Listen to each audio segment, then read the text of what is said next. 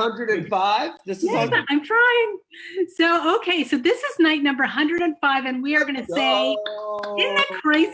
And we are going to say thanks to the helpers. And if you're wondering who the crazy man next to us is, that's Jeff Harry. 105. Congratulations. Yeah. Well done. That is so impressive. As I was telling you earlier, I can't do jumping jacks 3 days in a row, and you did this 100 times. So 105 is kind of nuts. It's kind of nuts. It's an accomplishment, and it's crazy. Yeah, it's nuts. But here we are. Is it 7 o'clock? It's 7. It's time to say, yay! Thank you, helpers! Yay, helpers! Thank you to the doctors and the nurses and the nurse practitioners and the RNs. I don't know the difference really. And then the physician assistants and the social workers and the therapists and the psychologists, psychiatrists, and the grocery workers. Yes, who work in the hospital, but yes, the grocery workers. And then the, grocery people. And then in terms of medical, who am I missing? I'm missing the surgeons. Oh, right. And the heart specialists and the brain surgeons and the speech pathologists and the admin assistants. My aunt is one of them that actually greets people when they first come in. Yes, so important. Thank you to your aunt. Super thank you to your aunt. Sorry, also to the balcony to applaud there. Okay, and so to like the palliative care and to the people who do all sorts of things, the anesthesiologists, there's so many people. So thank you everyone in hospitals. Oh, the EMTs, the ambulance drivers, you guys all rock. The people who help go, yay, as you get to leave the hospital. I love those people. They're like, yay. Janitors. Yes, the janitors, all the people who clean up. There's people who come into your hospital room and clean up like on the hour. Those people have quite the job. People in clinics, people in doctor's offices, dentists, orthopedists, orthodont. There's so many people who do medical stuff. So thank you, thank you, thank you, thank you. Educators, right? Educators, we've got teachers and childcare workers and principals and admin people and State Superintendent of Public Education, Tony Thurman. Yeah. Very nicely. And then all the people who work in public education. I just say thank you, thank you, thank you. If you're in a charter school, thank you too. And if you are in private schools and you're educating, thank you too. I mean, everyone in education. And this time period of being an educator. Yeah. I'm telling you, you already know. It is crazy, and thank you for all you've done. I do hope you get a little break in there before you have to dig in and figure out what the heck it looks like in the next month or two when you start up again. Are you all virtual? Are you virtual and in person? How do you do it safely? How do you keep yourself safe and the students and thank you. Restaurant workers. Servers.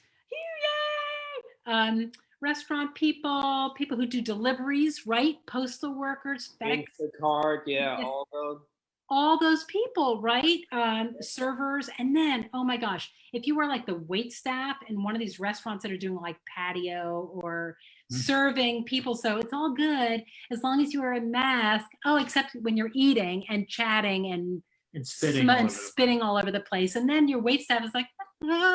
So please be careful. If you are a wait staff, please wear like 39 masks, whatever you have to do. Like I'm just thinking about you. And if you were that person who's taking advantage of this restaurant stuff, if a wait staff person comes up to you or anyone else, could you just put your fork down, put a mask on? Hi, Natasha.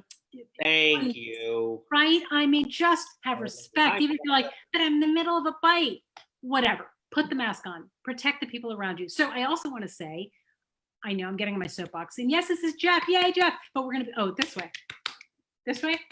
I can't tell where you are. Okay. So Jeff is our special guest, but I'm still, thank you. And now I'm on a soapbox. The mask thing. Over there. Jeff's over there. That's Jeff right there. Anyway, wait, you're distracting me. Okay. So the mask thing. Hi. All right, mask. I'm losing my track. So if the whole mask thing, I saw again today, people, oh my God, really? So cute. I can't compete with that. I'm going to try though.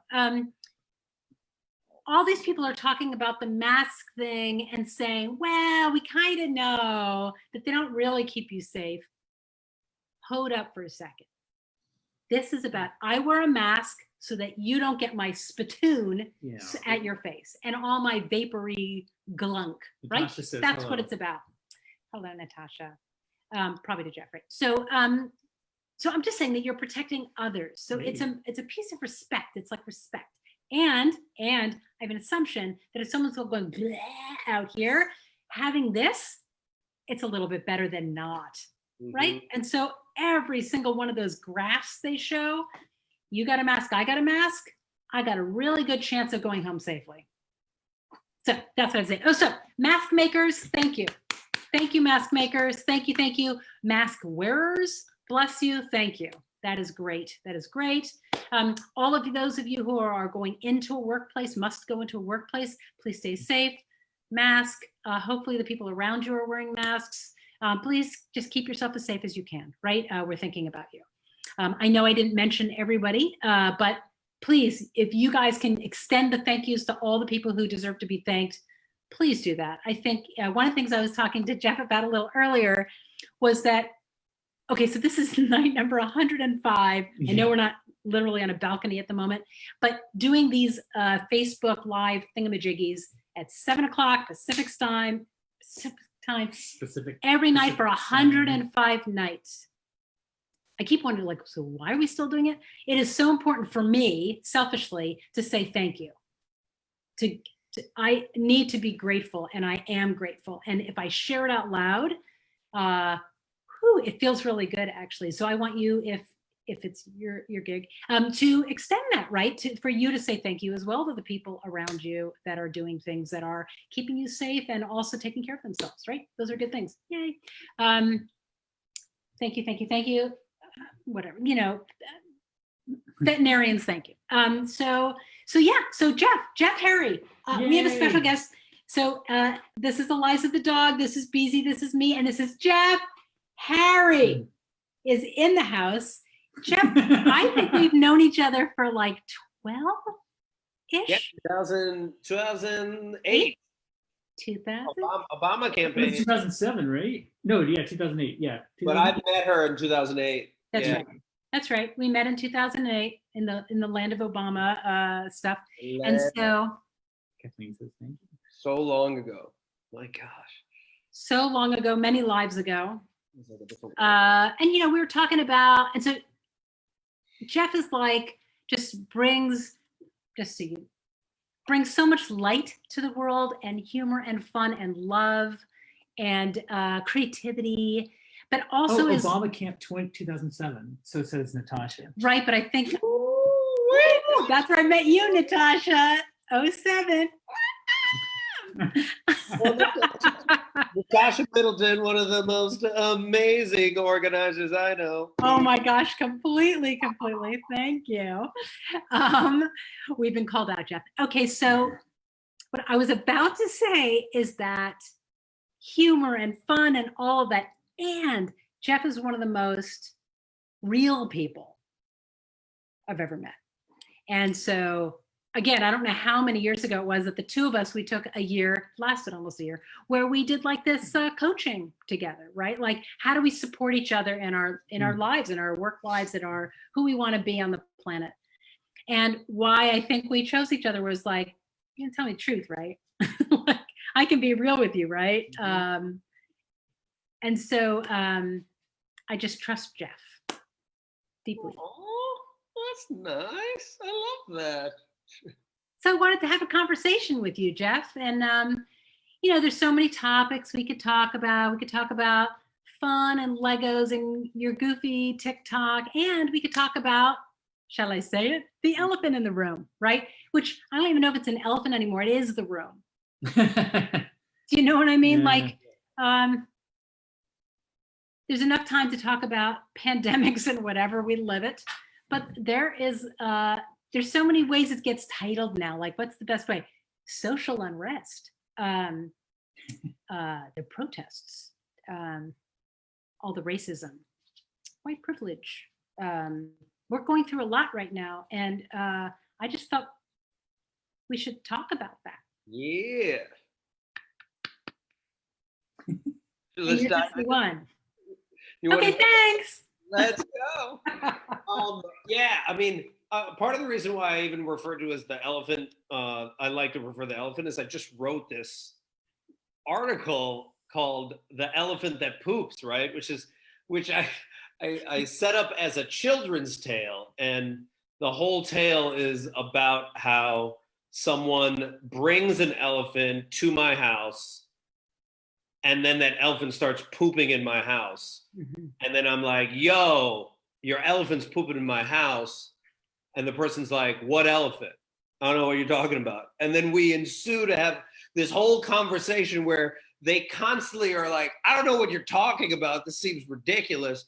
You're being very rude to these elephants that I don't even know who you're referring to. And then while this is happening, more elephants that they brought more elephants that came in, and then they're just pooping everywhere. And I'm like, dude, you need to deal with this. And they're like, I don't know what you're talking about. You're raising your voice really loud. So I feel like we need to leave. And then they all get up to leave. And as they leave, they're like, you know what? Just to remind you, it kind of smells like poop in this place. So you really should look into that at some point.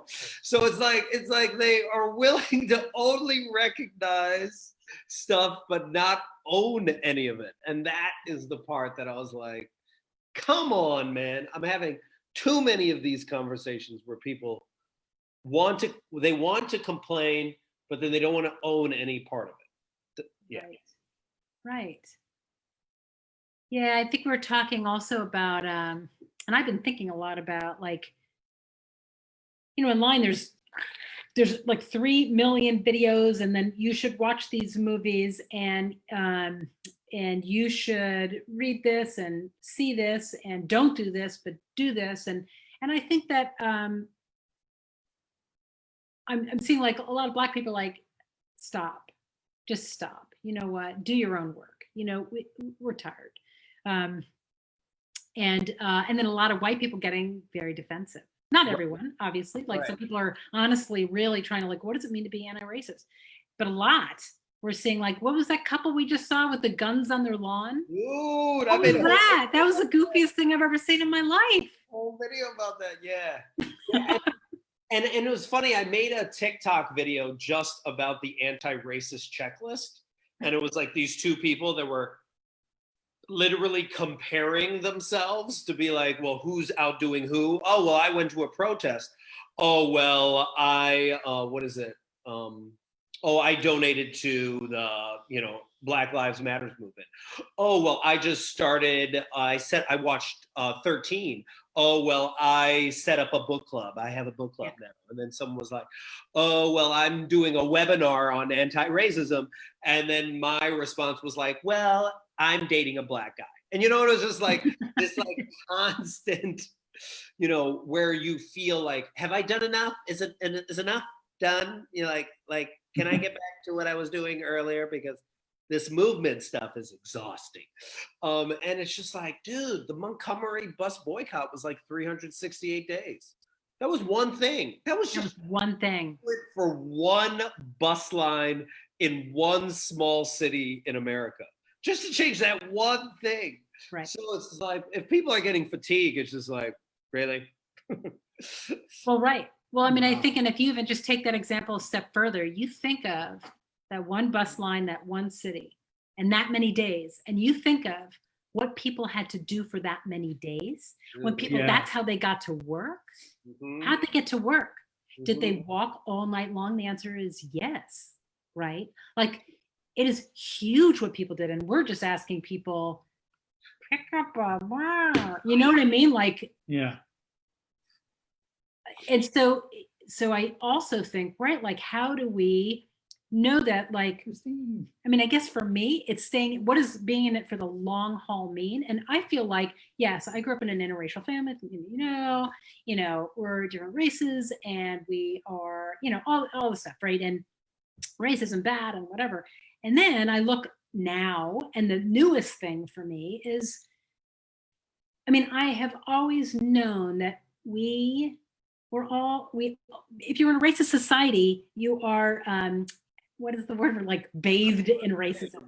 Like you were You're birthed. marinated. You're I don't mean to be marinated. too like you are marinated in racism, right? So it's part of me.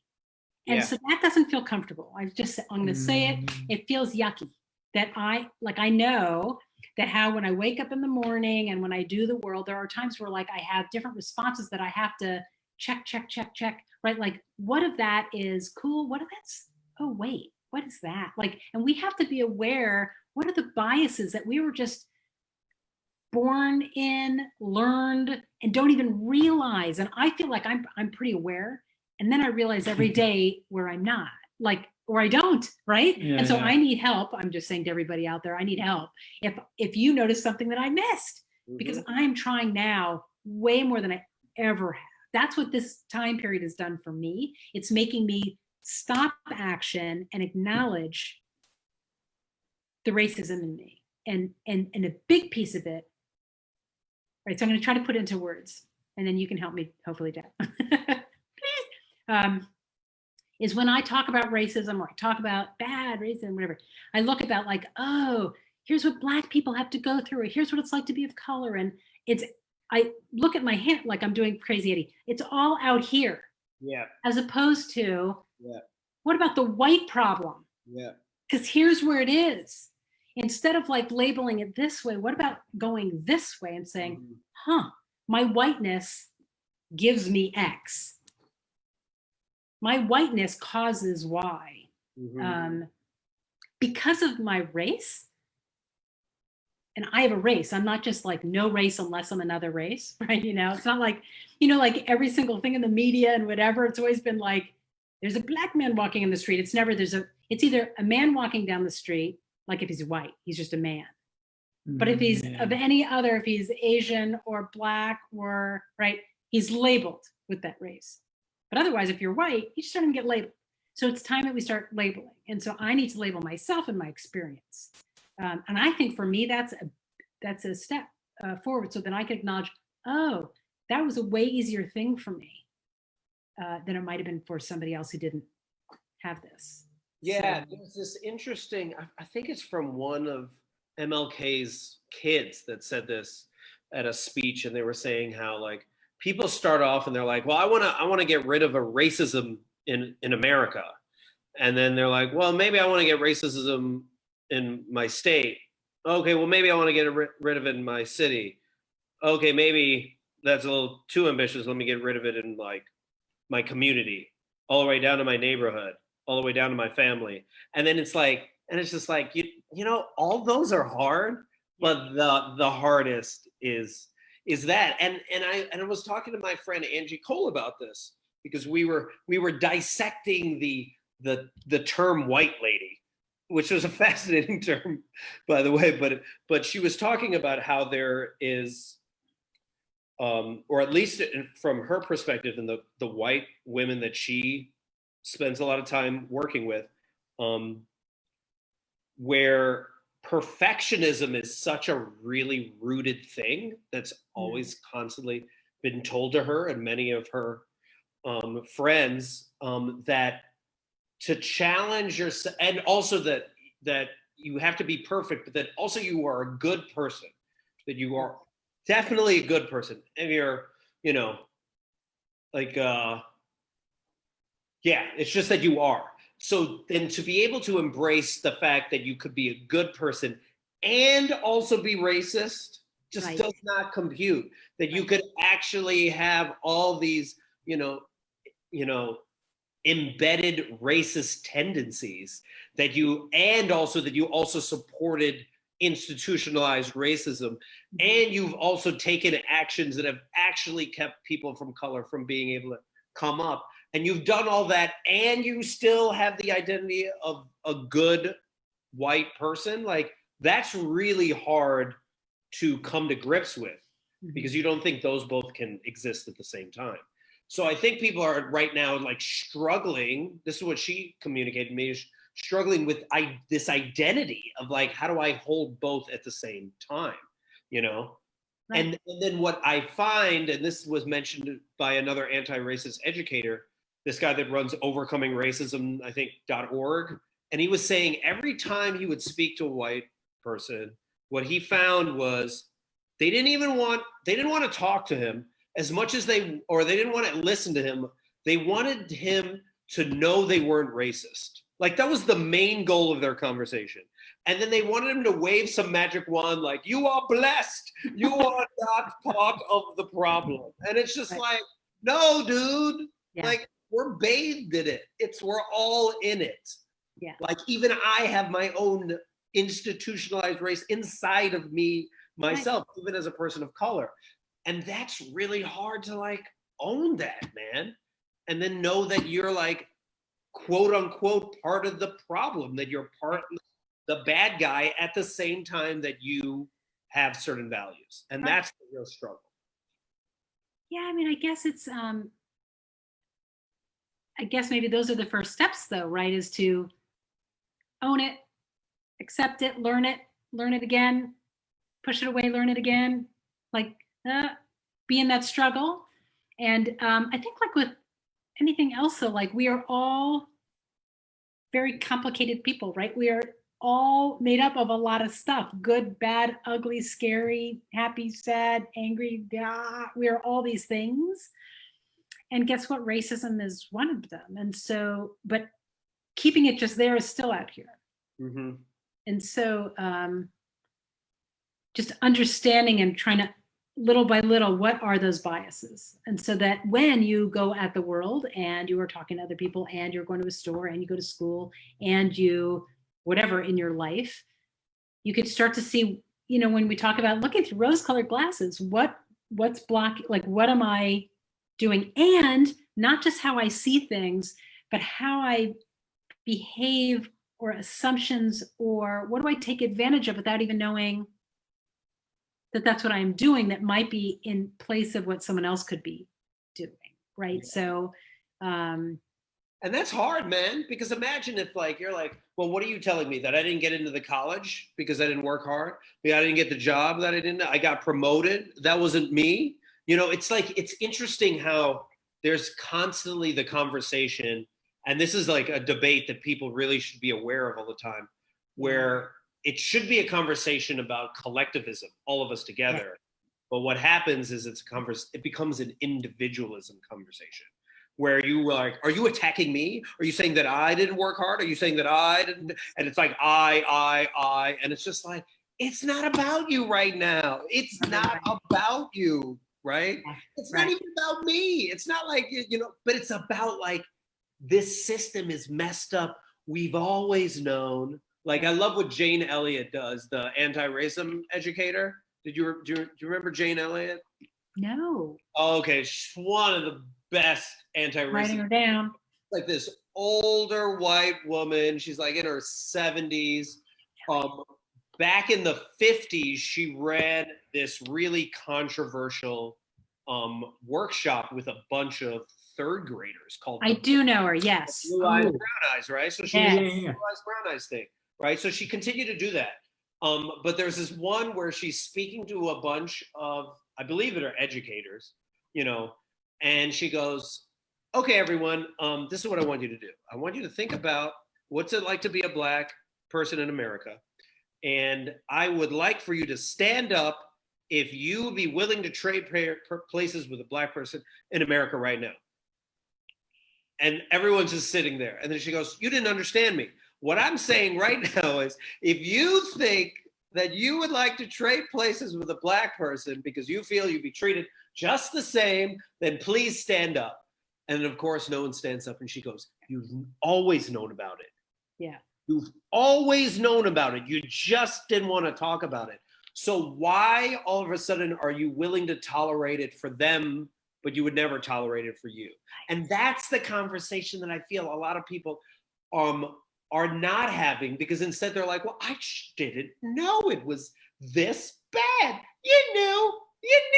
You just didn't want to look at it. Kind of like, you know that an iPhone is built by a bunch of like children, and you hold on to your iPhone and you know You know someone died to make your iPhone, but you don't want to think about it. You're in the Capitol and they're in District 13. You don't want to think about that. You don't want to know how it's made. You know, but you know. And now someone's confronting on it, and you're like, and it's just like, no, just own it, dude.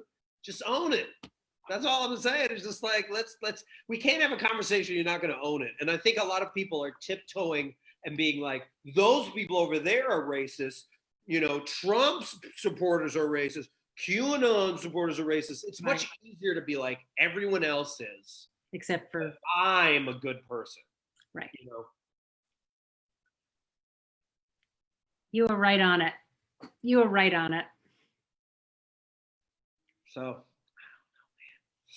I don't know. So I guess what I wonder is like, this is a conversation, and BZ, let me know if you know this. But if I was a white dude in America in a position of power like a CEO, why would I ever give up my power? Right. What benefit does it have? What selfish benefit does it have for me to give up any of this? Like, it's great right now for me. Like, I'm killing it. You know, so what would be what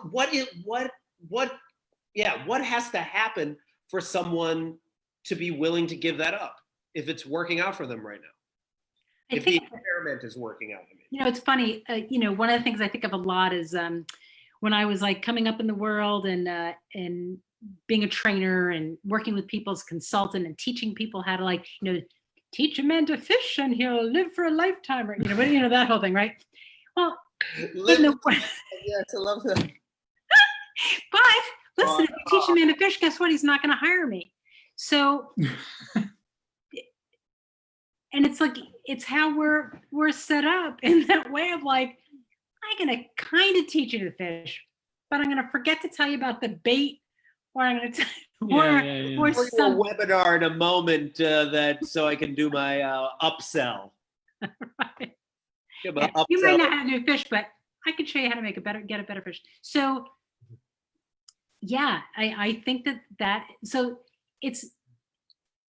so when I get overwhelmed, it's for good reason, right? There are so many layers to this, right? There's, I mean, the systemic racism, and like you can look at, oh, look, in the healthcare industry, education, whoa, in justice system, justice, you know, like I can go through every category, and it's upsetting and depressing, and it's like, it seems so big. But there's also being able to come back over here and say, well, here's what I can do. And, you know, just like there are so many things online now for us to learn from, and I'll post a few more of them. And even if it is not enough, it's something, right? To even have, you know, the guy doing, and I forget his name, Emmanuel something or other, he's doing the uncomfortable conversation with a Black man. Right, and so it's this guy, and he invites people on. One, he does stuff by himself, then he has special guests. Like, he had Matthew McConaughey. Yeah, Matthew McConaughey, yeah, I saw that. Which was wacky, but whatever. Point is this: he has people on that will draw in an audience. That's great, and he has uncomfortable conversations. But I think if that's a way and he says, listen, the first step is being able to do this and be able to say it out loud, right? Cool. And listen, I'm all for the first step and the second step. My worry is people like thinking, okay, I'm good. I did the uncomfortable conversation. Let's wrap the fella up. Instead, we're in this for our life. I was going to say for the long haul. I'm just saying this is for life because it's been hundreds and hundreds of years. Okay. And, you know, there's some years better than others, but I'm just saying, right, this is a crap little period of time right here, but it's not the only bunch of crap years. So if we can all be committed, even if it's just toe in the water for some people, but go and eventually know that you're going to put your whole foot in and be hopefully be willing to have conversations that are harder, maybe taking actions that aren't as comfortable, maybe being able to just acknowledge, oh, wow, that was harder for that person than it would have been for me. Or like, just, even if it takes like the beginning, Please be part of the beginning, but then don't stop there, please. I mean, even the toe in the water, like, I don't knock someone that is like starting a book club on white fragility. Just don't stop there, though. Don't feel like that is going to be your thing where you then talk to all your friends, you feel less guilty, you maybe in the middle stop reading the book and just start talking about, like, regular things, and then you forget that this was even a thing because now it's not in the news, right? Right. I mean, it's interesting. I've lived in the Bay Area in Oakland, love it. But I've had to like recently move to the suburbs, and I've gone to these protests in the suburbs, and they're really inspiring, frankly. Like, because they're in the suburbs, dude, of Chicago. And it was just interesting walking down the street, because I remember going to one, where was it? I went to one, it was in Bolingbrook, and it was predominantly Black and Latino. Awesome, dope. They even partly worked with the police so that they could be a peaceful march, right? Not that many people, maybe like 100, 150 people, right? Then I walked in this other one last weekend for, that one was for Juneteenth. Then I walked with this other one that was like in Downers Grove or some white suburb. And it was like maybe 40, 50 people, mostly white kids. But these kids were out there, dude. And they were like, and as they were walking, like, other people would join in. Mm-hmm. And I even remember seeing like a little kid coming out with her like Black Lives Matter sign. She's like 4 years old, but she's like, and that was inspiring. And then even having people of color seeing these like 30 to 40 white people marching on their behalf, right, as they're like kind of going to the store or something.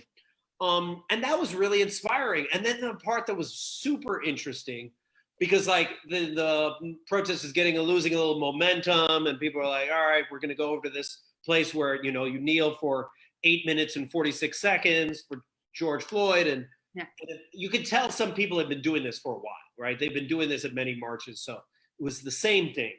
Mm-hmm. And then this person came up that had a BLM with a X crossed out on it. It was just one person.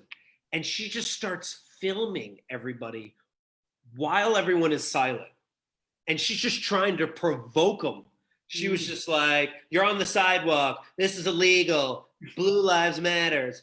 All lives matter. Like, she was just, and it was so interesting because it was like, wow, there were 50 and then there was her.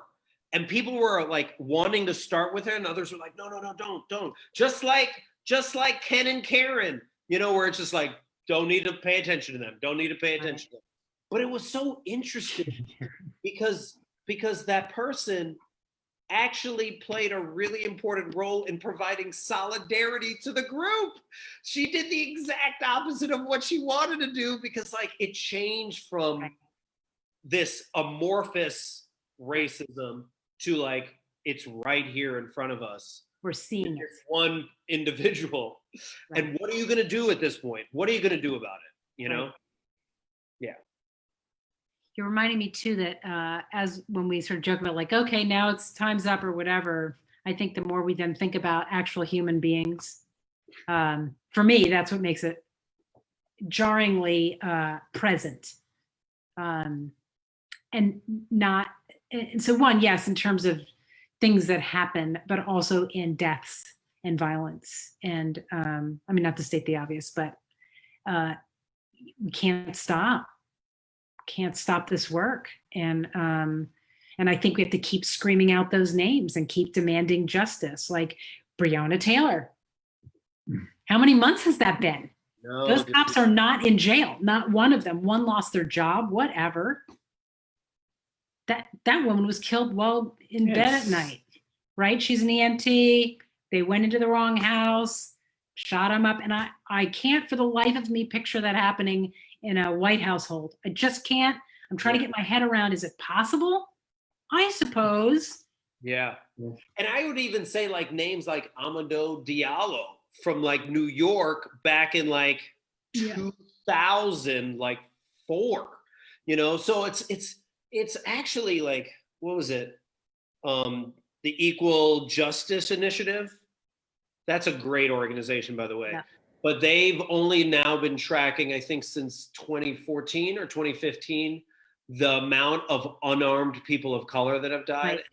Right. Like over 100 every year.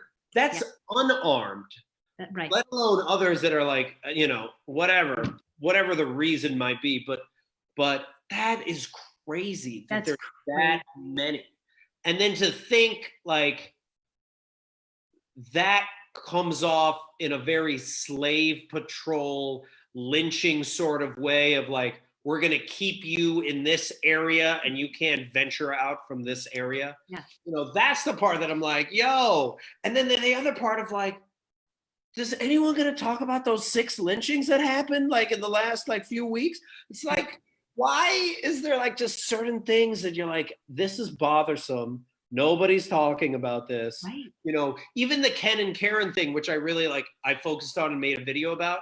While that was going on, another person died. So it's just like, dude, it's constantly really having to like challenge yourself to be like, what is actually important?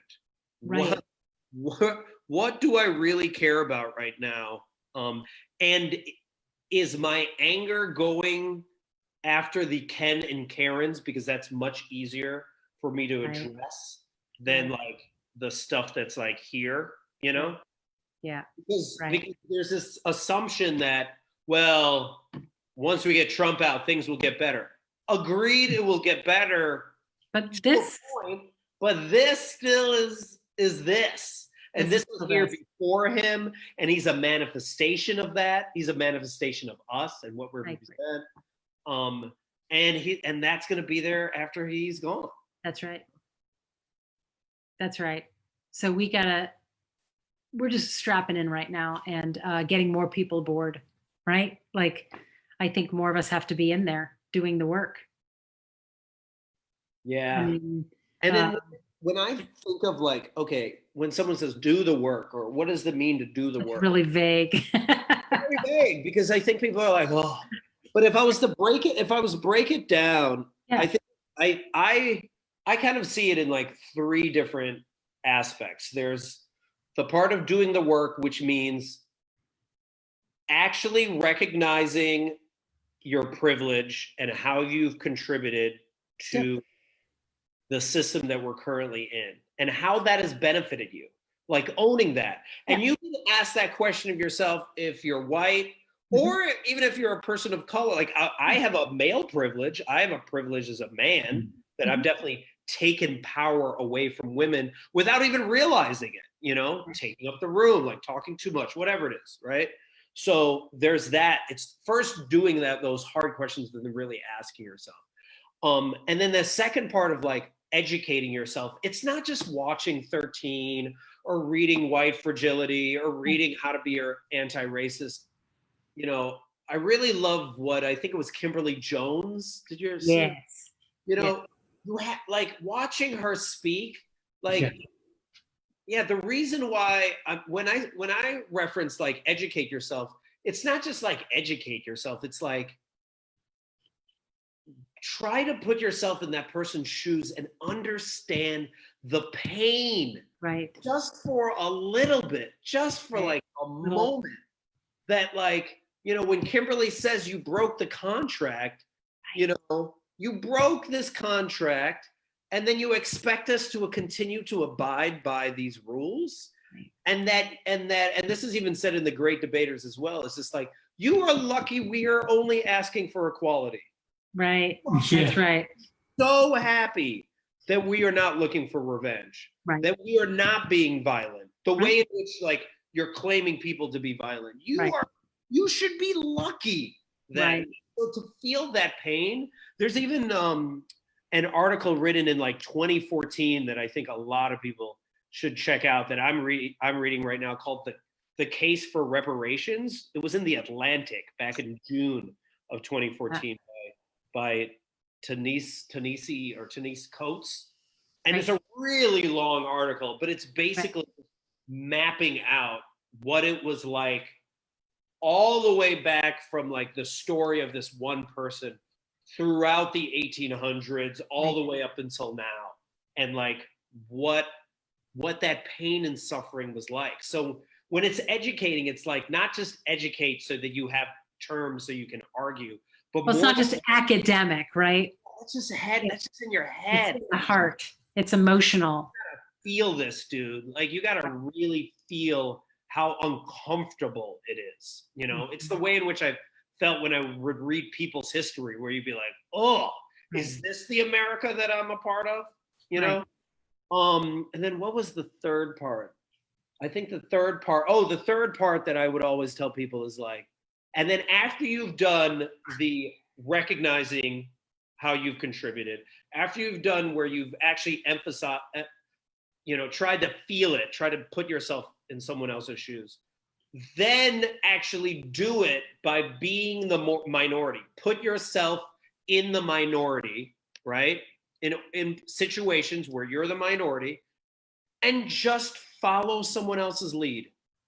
Don't try to take up the whole room. Don't try to be like, well, I should do that. Just be part of the movement as the minority, because you are usually part of the majority, and you should feel what it's like to be in the minority for longer than like an hour,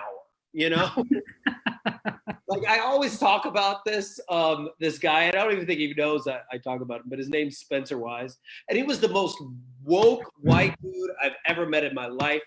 I knew him at Tufts. He went to Ghana, with all these people of color, and they went to the slave barracks where they were, putting people on ships, right? And he watched as like everyone was weeping and he was weeping, to actually see it and be like, this is what America was founded on. And then he had to take it because they had to channel all of their anger towards someone. And he was the only white person there. So he had to just take it. And he did. And it was uncomfortable and it was horrible. And it didn't kill him. It wasn't the worst thing that ever happened to him. But that was what he was there partly to do. And he owned it and was like, yes, I am part of the problem. My dad or my grandfather or my great-grandfather wasn't the one that put you on these ships, but I'm still contributing in some way. And he was willing to own that. And they would have hard conversations about that. And he would bring back to Tufts and have those conversations. Like, yo, be more like Spencer Wise. Be more like Spencer. I love it. Yay! Hey, Jeff, thank you. We could go on for I could go on for hours. Mm-hmm. Maybe I'll have you back and we'll talk about more stuff too. I really appreciate this conversation. I feel like we've just begun. There's so much to it, but I really appreciate it so much. Thanks so much. It's really lovely to have this kind. It's also gotten me like, ooh, I now have more people to read about and learn from, and more to do forever, right? But starting now, right? Thank you a million times over. And for anyone who's still watching along with us in our conversation, thanks for joining us. And I don't know if there was any, not a lot more than, I think people are just like, but as I told you, there's a lot of emojis, Jeff. There are a lot of clapping and very supportive emojis. Sometimes you just have to listen, right? It's what you talked about earlier. There's a lot of listening going on. A lot of listening, which is awesome. And that's part of the dealio. So thank you all. And please wear your masks. Yes. And you got a lot of thanks. You're all so woke. We're so woke. Yeah. Jeff is the woke. I'm just waking up. I'm telling you, I'm getting like the glunk out of my eyes. I thought I was all woke, and I'm realizing I got a lot of glunk in my eyes. So I'm having to own up to it. And so, and I hope you join me in doing that because we have a lot to do. So yeah, that's it. Well, I'm back. Beezy's back. Tomorrow night we'll be on an actual balcony That will be night 106. What? My parents just wrote something cool. Oh, wait, we have a comment. A conversation piece. So Bob and Susan, My parents. Beezy's parents. My mom, my dad. These parents. I know. It says, this is tough. We're supposed to heal the world. As a Jewish person, this is what I was taught. I'm white. There's so much more to do and learn and listen. We've failed and must begin again to do the work and listen and listen and listen. I know. Thank you That's so nice. much. That's so beautiful, Susan. Thank you. Yes, that's a good one to end on. Yeah, it is. That's It's so sweet and beautiful and right. Thanks again, Jeff. Love you, love you. If you want to hold on, you want to hold on 1 second, I'm going to say goodbye to Facebook world. Goodbye, Facebook world. And we will see you tomorrow night, 7 o'clock Pacific time, 106. night 106, UNBA. And please take care of yourselves. Masks, exercise, take care of yourselves. And yeah, I'll see you tomorrow night. Bye, everybody in Facebook land. Bye.